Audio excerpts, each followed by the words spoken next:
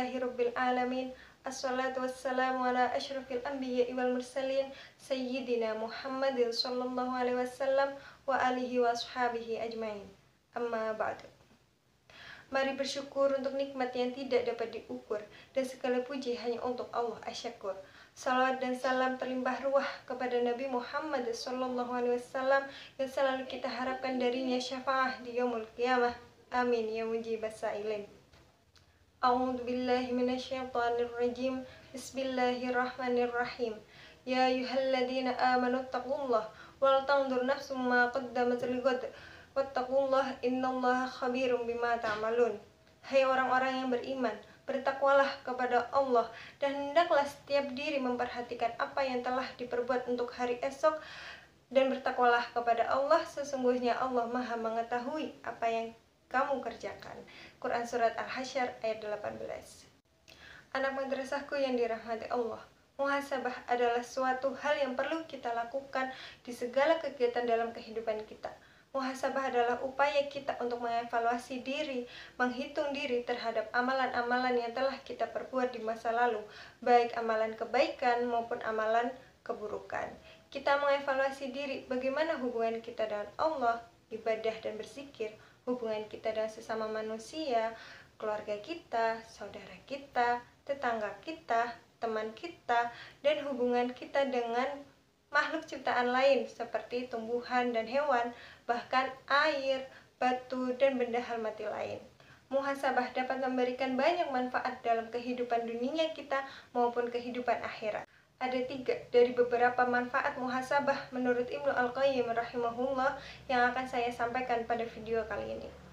Yang pertama adalah mengetahui aib sendiri. Dan bermuhasabah kita jadi tahu keburukan kita selama ini, kekurangan kita selama ini, sehingga dengan bermuhasabah kita jadi terjauhkan dari sifat sombong. Selain itu juga kita menjadi pribadi yang tidak suka mencela orang lain.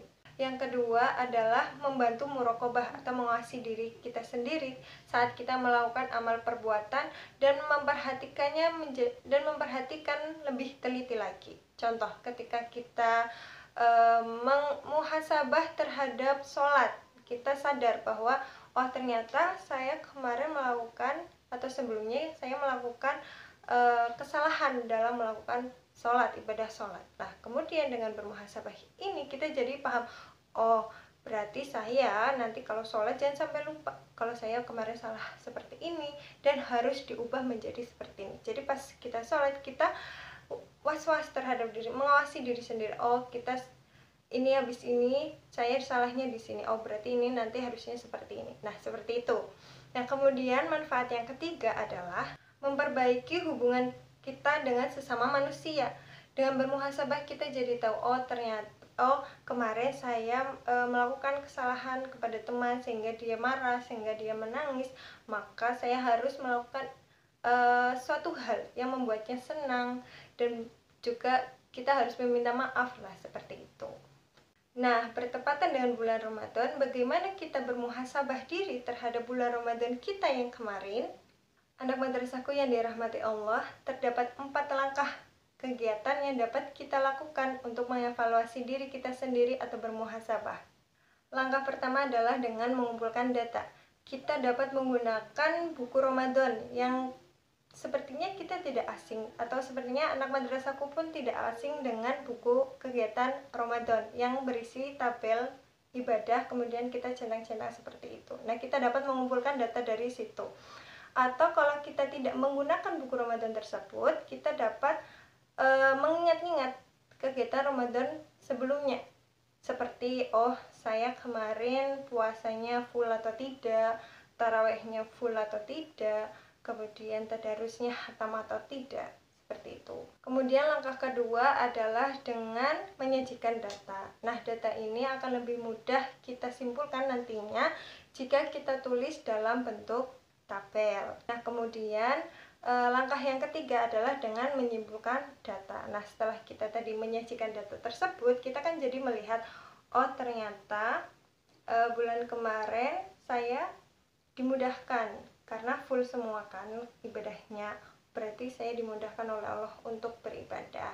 Atau ketika tidak full, oh kemarin berarti saya kurang dalam beribadah. sehingga saya perlu usahakan lagi dalam beribadah.